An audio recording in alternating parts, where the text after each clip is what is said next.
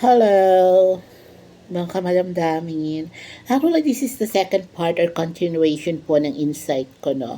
And I am hoping na wala po sanang na-offend do sa first part, no? With regards to my LGBTQA insights. Regarding po sa mga Becky, bakla, that I am so proud of them. And I am one of them as well. Um,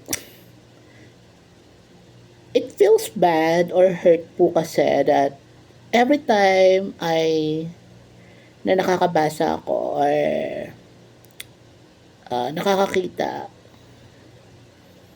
or nakakarinig with saying na doon sa tao na I am not referring po sa lahat, hindi ko po sinasabi na lahat na natatawa sila because of dahil doon sa tao na Becky siya, dahil sa tao na bakla siya or member siya ng third sex.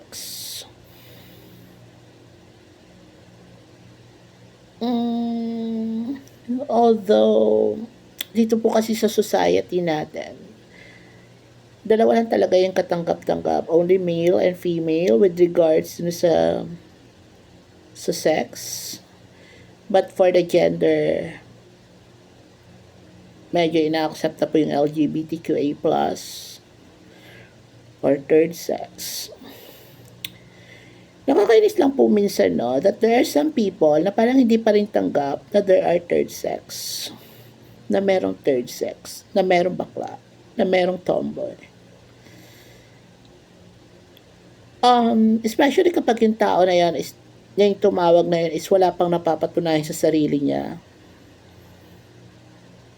Or wala pa siyang parang is para bang nakaka-assert lang, nakakapikon lang.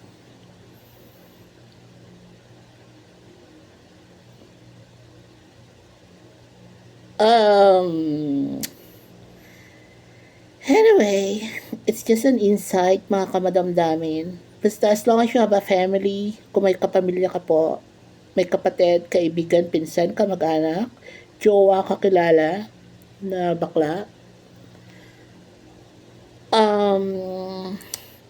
wag po kayo magagalit sa kanila.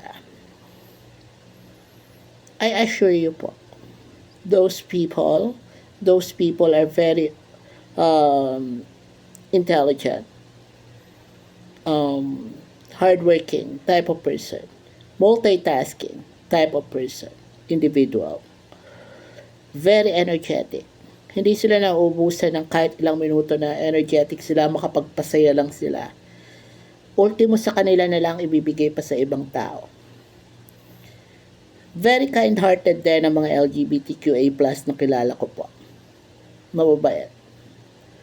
Ultimo sa kanila na lang is ibabahagi pa nila sa iba. Karamihan din ang kilala ko LGBTQA+ is maawain. And I assure you that. I am not saying po na lahat, no? I am not saying na all. But mostly. Magaling po silang sumabay sa agos ng life. Anyway, I'm not going to prolong na po. It's just that I am so overwhelmed kapag gay LGBTQA+ ang pinag-uusapan or topic.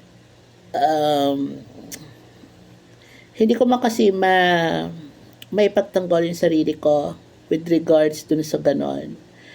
But sa pamamagitan po ng insight na to, I just wanna say thank you sa mga kakilala ko, mga nakahalubilo ko, mga friend lalo, mga kamada, mga kakilala ko, nakakakilala sa akin, ang mga member ng LGBTQA+.